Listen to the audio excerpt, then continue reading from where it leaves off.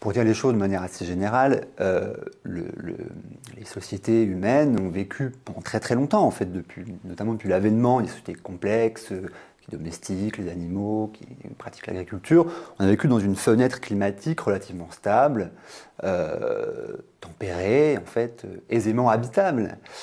C'est de cette fenêtre qu'on est en train de sortir, sous l'effet de la combustion massive, notamment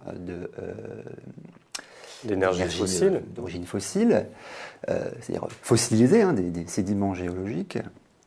Et donc, on peut dire que c'est acquis. On y est dans cette nouvelle temporalité-là.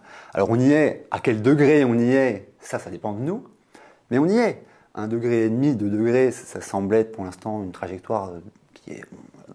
On ne fera pas moins, hein, en réalité. Donc, la perturbation des grandes dynamiques évolutives qui concernent à la fois le vivant, son organisation et la régulation de ce qu'on appelle aujourd'hui le système Terre, ça c'est un fait.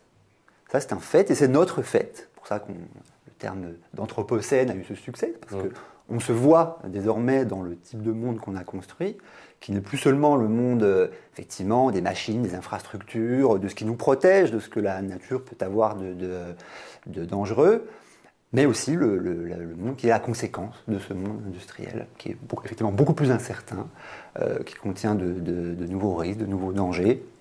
Après, la question de savoir si cette nouvelle période dans l'histoire de la Terre et des sociétés est celle qui va marquer la fin de l'humanité, moi je n'en sais rien, mais c'est une hypothèse à explorer.